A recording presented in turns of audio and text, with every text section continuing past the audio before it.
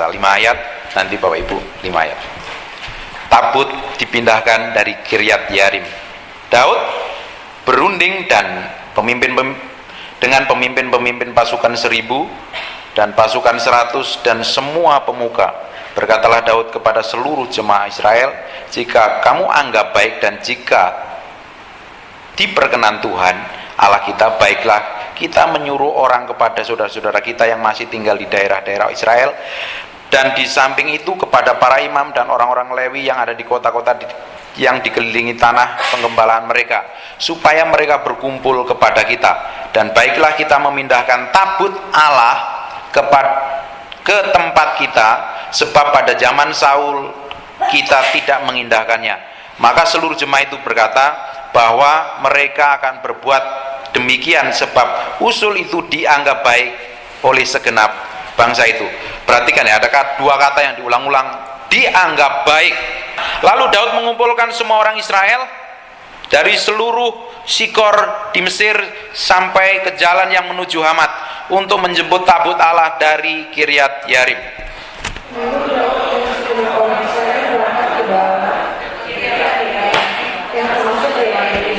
Untuk mengangkut dari sana tabut Allah yang disebut dengan nama Tuhan yang tertata di atas kerubi. Mereka menaikkan tabut Allah itu dalam kereta yang berlalu dari rumah Abinadab. Sedang Uza dan Ahio mengantar kereta itu. Daud dan seluruh orang Israel menari-nari di hadapan Allah dengan sekuat tenaga, diiringi nyanyian kecapi yang sebanyak Celacap dan Naftali. Ketika mereka sampai ke tempat pendirian Kidon, maka Uza menurunkan tangannya memegang tabut itu karena lembu-lembu itu tergelincir. Maka bapaknya berkata Tuhan terhadap Uza. Lalu ia membunuh dia oleh karena Uza telah memulurkan tangannya pada tabut itu. Ia mati di sana di hadapan Allah. Daud menjadi marah karena Tuhan telah menyambar Uza demikian hebatnya. Maka tempat itu disebut Peres Uza sampai sekarang. Pada waktu itu Daud menjadi takut kepada Allah, lalu katanya, bagaimana aku dapat membawa tabut Allah itu ke tempatku? Sebab itu Daud tidak mau memindahkan tabut itu ke tempatnya, ke kota Daud, tetapi Daud menyimpannya dan membawanya ke rumah Obed-Edom orang Gad itu. 3 bulan lamanya tabut Allah itu tinggal pada keluarga Obed-Edom dan di rumahnya, dan Tuhan memberkati keluarga Obed-Edom dan segala yang dipunyainya. Amin. Slide saya tolong. Hari ini saya mau ngomong tentang hadirat Tuhan. Satu hal yang kita perlu tahu bahwa hadirat Tuhan yang kita nikmati yang indah. Kalau Tuhan hadir kan indah kan, betul kan? Ya. Kalau urapan Tuhan turun itu sesuatu yang berbeda. Bahkan hadirat Tuhan sama urapan Tuhan itu 2 hal yang berbeda. Hadirat dan urapan adalah 2 hal yang berbeda. Hadirat berbicara tentang kehadiran Tuhan, urapan berbicara tentang kuasanya Tuhan, tangannya Tuhan, powernya Tuhan. Nah, yang hari ini kita belajar tentang hadiratnya Tuhan, pribadinya Tuhan itu sendiri. Ini kita berbicara ya, kalau kita belajar Alkitab, kita harus mengerti secara rohani. Kalau kita ngerti firman secara harafiah, yang diisi itu hanya di sini. Knowledge, pengetahuan ini tidak merubah apa-apa, tapi pengetahuan firman yang di dalam sini ini yang merubah kehidupan kita. Kalau kita kenal Tuhan hanya sebatas pengetahuan, itu hanya membuat kita sombong dan belagu jadi orang. Jadi orang Kristen maunya sendiri, nggak bisa diatur, nggak bisa didik, nggak bisa dinasihatin. Tapi kita ngerti firman, kita ngerti Tuhan yang dari dalam, pengertian yang dari dalam, itu yang merubahkan kita. Ini ceritanya tentang Daud mau memindahkan tabut perjanjian. Karena tabut perjanjian di dalam perjanjian lama adalah lambang kehadiran Tuhan itu sendiri. Tabut perjanjian dalam perjanjian lama adalah lambang kehadiran Tuhan itu sendiri. Jadi dia mau pindahkan, dan Daud tidak sungguh-sungguh tanya Tuhan. Dia berunding dulu ceritanya. Coba berunding dulu, dia nggak tanya Tuhan meski pakai apa, meski caranya. Di dalam perjanjian lama, untuk melakukan sesuatu aktivitas yang berhubungan dengan pekerjaan Tuhan, harus kita melihat keimamat, peraturan keimamatan. Ada caranya, Tuhan punya caranya, Tuhan punya stepnya. Tidak bisa sembarangan. Nah, untuk mengangkut tabut perjanjian ini harus pakai hukum, caranya Tuhan. Tetapi Daud ngomong sama pemimpin-pemimpinnya, dia pakai caranya sendiri. Oh, gimana enaknya, bagaimana caranya yang terbaik. Tetapi Ini semua yang saya omongin nanti ada rangkumannya, nanti di share aja. Dia tidak tanya Tuhan, tetapi dia angkut pakai kereta yang baru. Tetapi di dalam perjanjian lama bahwa tabut peraturannya harus dipakai Imam Lewi yang harus ngangkutnya di punggung. Ini tabut ini si Daud ini bikin kesalahan yang fatal sekali. Dia coba pakai gerobak atau pakai kereta, dan apa yang terjadi? Yang terjadi, Usa adalah imam. Dia waktu itu tergelincir, dan apa yang terjadi? Dia disambar dengan hadirat Tuhan. Hadirat Tuhan yang kita nikmati enak sekali. Kita merasakan fisiknya tangible dan touchable. Kadang hadiratnya kalau begitu kuat, tangible dan touchable. Hadirat Tuhan itu hadirat yang sama bisa menghancurkan. Api kemuliaan Tuhan yang sama bisa kita nikmati powerful, dan api hadirat Tuhan yang powerful itu juga bisa membakar, memurkai orang-orang. Api yang sama itu bisa membakar, menyalakan api neraka. Jadi Tuhan itu punya dua sisi yang harus kita pelajari. Selama ini kita kenal Tuhan kita diajarin di Indonesia, yang kita kenal di Indonesia kan pemimpin umat Tuhan itu hanyalah gembala. Kita kenalnya sisi baik Tuhan itu dari sisi gembalanya. Padahal di kitab Efesus ada 5 jawatan, ada rasul, ada nabi, ada penginjil, ada gembala, ada guru. Tujuannya tuh ngajarin supaya pengertian kita akan Tuhan tuh utuh, ungkul. Kita ngelihat Tuhan tuh dari sisi mana? Kalau kita ngelihat sisi Tuhan dari sisi gembala, dia baik. Kita ngelihat Tuhan dari sisi Bapak, dia adalah Bapak yang baik. Kita bikin kesalahan, diampunin terus. Sisi guru, dia akan ngajarin banyak hal tentang kita. Tapi di sisi yang lain, Tuhan adalah Raja, di atas segala raja yang harus kita hormati. Dia di dalam kitab Ester, kita pernah bahas itu di kitab Ester, kalau orang menghadap raja dan raja tidak berkenan, dipotong lehernya. Kitab Ester tidak pernah menyebut kata Tuhan, tetapi itu menggambarkan otoritas Tuhan sebagai raja yang harus dihormatin. Hadirat yang sama dan bikin kesalahan, karena Daud bikin kesalahan. Pemimpin yang bikin kesalahan, anak buahnya habis loh. Habis. Dan dihabisin Tuhan. Hadirat yang Tuhan membikin Usa mati di tempat. Kita menghormatin Tuhan itu sampai levelnya apa? Kita kenal Tuhannya itu sebagai apa? Kalau kita kenal Tuhan sebagai Raja, kita akan muncul dari dalam hati yang takut dan hormat akan Tuhan. Ini yang membuat kita itu berjalan setiap hari itu gentar berjalannya sama Tuhan. Hormat, respect dengan Tuhan. Tidak main-main. Kalau kita mengerjakan segala sesuatu yang dipercayakan sama kita, kita mesti kerjakan segala sesuatu kan untuk Tuhan. Artinya itu untuk apa? Kita hormatin Tuhan sebagai Raja. Karena segala sesuatu yang kita kerjakan, suatu hari Tuhan akan minta pertanggungjawaban. Semuanya tidak ada yang terkecuali. Tidak ada yang terkecuali. Beberapa hari yang lalu saya sakit kaki sekali, saya sakit banget. Dan saya nyesel sekali, sampai 2 minggu saya nyesel. Karena saya sakit sekali, nggak bisa berdiri. Dan saya bilang sama Pak Indra, Pak, boleh nggak saya izin? Kaki saya sakit sekali. Dan setelah saya diizinin, Roh Kudus templak saya. Kamu nggak setia. Saya 2 minggu saya bergumul, Tuhan saya ampunin saya. Karena apa?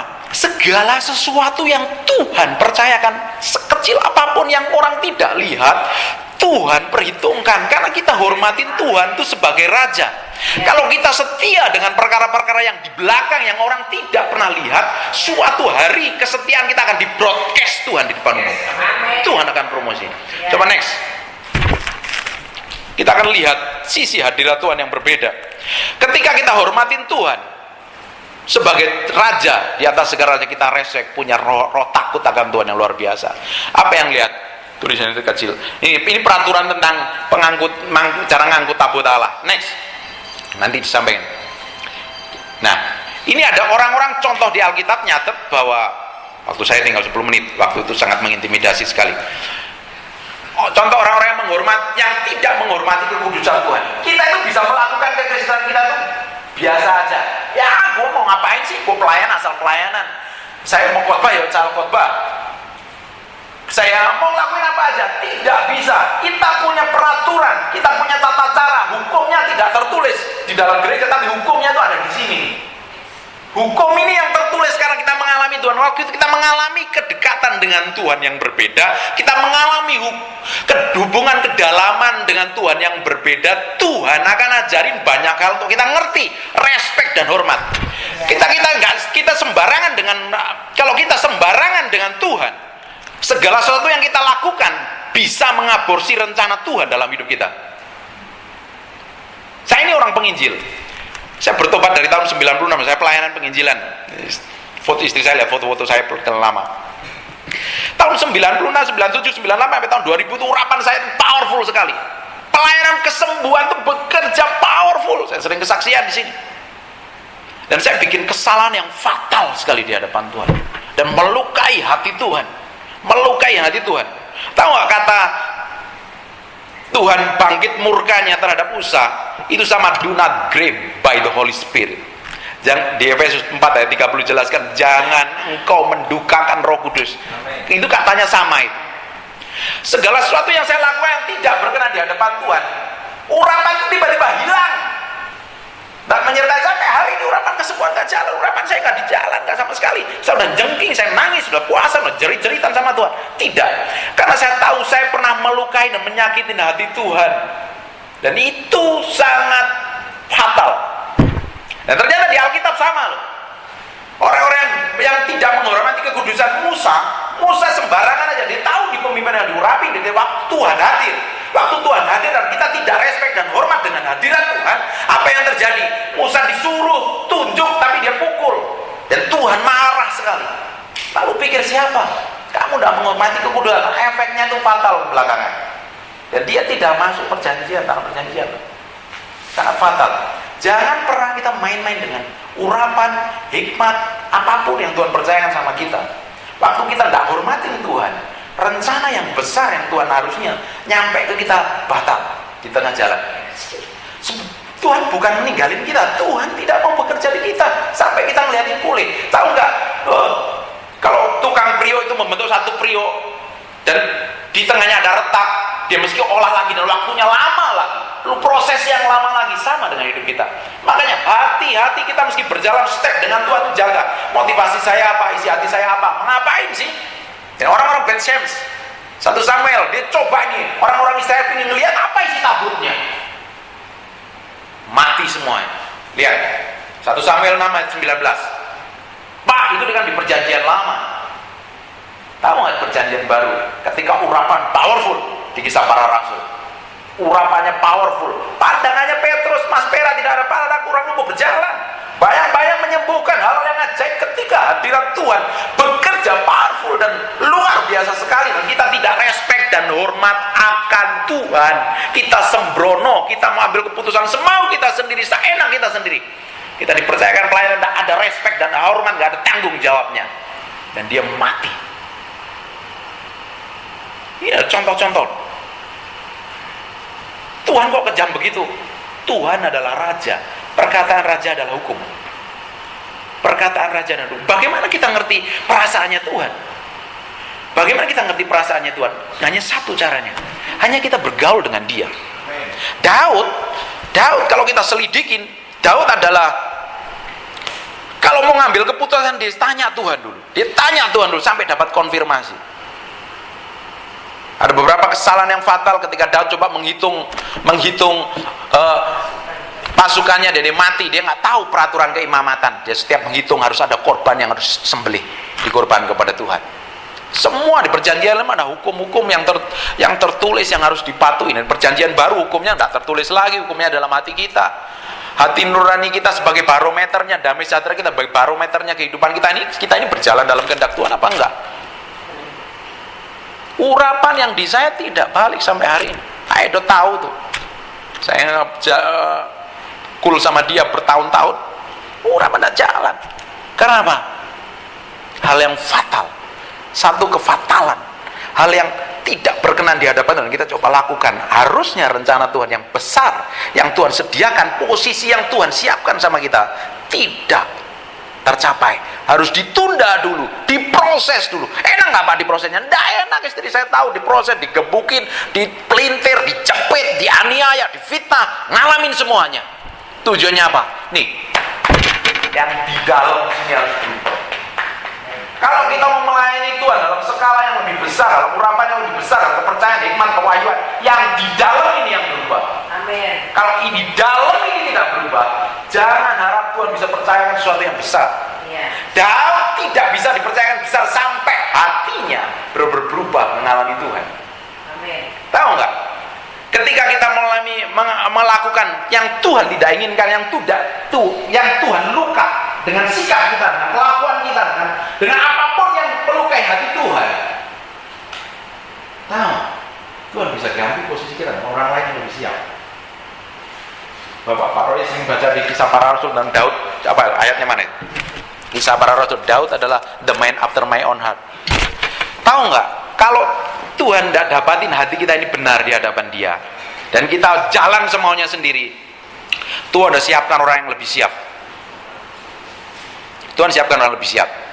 Kalau kita nggak setia dalam pelayanan yang Tuhan percayakan sama kita, orang lain udah ngantri. Berapa? Kisah 13:22. Setelah Saul disingkirkan, ngapain Saul disingkirkan? Wah, kenapa Saul disingkirkan? Harusnya Daud tidak muncul sebagai Daud kalau Saul bisa melakukan kebenaran. Tapi Saul disingkirkan Tuhan, langsung Tuhan ngapain? Ketika seseorang disingkirkan dan berkenan di hadapan Tuhan, Tuhan siapkan orang yang lebih siap yang bisa dipakai. Amin? Amin? Ketika kita didapatin hati kita tidak benar, tidak siap di hadapan Tuhan, udah ngantri. Contohnya di bangku di sini. Bangku ini kita kan dudukin hari ini. Kalau kita besok nggak datang, didudukin orang lain. Betul nggak? Kalau kita nggak setia dengan pelayanan, hari ini yang Tuhan percayakan sama kita, sembrono semaunya, Tuhan pilih orang lain yang lebih siap. Ini yang ini udah ngalami ini. Sakit bertahun-tahun, sampai hari ini sakit, pelayanan babak belur, urapan babak belur, jengking, doa, jerit-jerit sama Tuhan. Tanggal suatu hari saya diundang pelayanan di satu tempat untuk nengking setan, tengking setannya nggak keluar, jadi ketawa-ketawa. Saya pulang jerit, nangis sama Tuhan. Tuhan, wahai Tuhan, wahai, nangis, saya nangis-nangisan. Tuhan, sakit Tuhan, nggak diurapin sakit. Di dalam perjanjian lama kita melakukan hal yang fatal, hukumannya yang fatal. Di perjanjian baru ada hal yang harusnya kita capai, tidak akan pernah tercapai dalam hidup kita. Di perjanjian lama, lambang tabut perjanjian Allah adalah, waktu kita tinggal 2 menit, perjanjian di dalam perjanjian lama tabut itu adalah secara fisik harafiah. Tapi di perjanjian baru, tabut perjanjian, next slide saya, tinggal 2 menit. Tabut di perjanjian baru itu adalah 1 Korintus 6 ayat 16. Tidak tahukah kamu bahwa tubuhmu adalah bait Roh Kudus dan Dia dalam kamu, dan Roh Kudus kamu peroleh dari Allah. Tabutnya itu ada di kita. Amin. 1 Korintus 13 tidak. Tapi apabila hati seorang berbalik pada Tuhan, maka selubung itu diambil daripadanya, sebab Tuhan adalah Roh. Di mana ada Roh Allah, di situ mereka. Rohnya itu sekarang, tabutnya itu ada di kita. Di mana kita berada, harusnya berkat menyampaikan kita. Amin. Orang di sekitar kita harus berubah dengan hadirat Tuhan. Karena tabutnya bukan fisik lagi, tabutnya ada di kita. Roh Kudus tidak hanya tinggal di dalam kita, Dia menyertai kita juga di atas kita, mengurapi kita. Efek dampaknya orang yang diurapnya, orang kalau disertai Tuhan, di mana tabut Allah, kehadiran Allah, berkat berkelimpahan seperti rumah Obed-Edom yang diberkati Tuhan. Amin. Di mana ada hadirat Tuhan, di situ berkat akan ngalir. Kalau berkat ngalir, jangan harap ya nggak ada niat, ya ada, pasti ada prosesnya. Tidak ada kemuliaan tanpa penderitaan. Di mana ada hadirat Tuhan yang kita, di mana ada hadirat Tuhan yang adalah kita sendiri, sebagai baiknya akan ada kemerdekaan di sekitar hidup kita. Ini kalau kita ini real, kehidupan kekristenan kita real. Waktu saya habis Pak, sebentar ya, 1 menit ya Pak. Pak, kalau kehidupan kita ini real disertai Tuhan, kemana kita berjalan itu ada urapan yang menyertai. Ada orang-orang di sekitar kita yang dijamah Tuhan, disentuh Tuhan. Saya alami berkali-kali, saya nggak bisa ada waktu jelaskan. Saya bisa ngonseling orang tanpa diomongin, orang manifestasi di situ, orang dilepaskan di situ, ada mujizat-mujizat ajaib, hal yang luar biasa. Tapi tidak seperti yang dahulu. It is proses. Amin. Amin. Katakan, saya adalah tabutnya perjanjian Tuhan. Tuhan tinggal dalam hati saya. Kemana saya pergi, ada hadirat Tuhan. Hadirat Tuhan itu mempengaruhi orang di sekitar saya. Amin. Amin. Udah kelar, waktunya nggak ada. God bless you.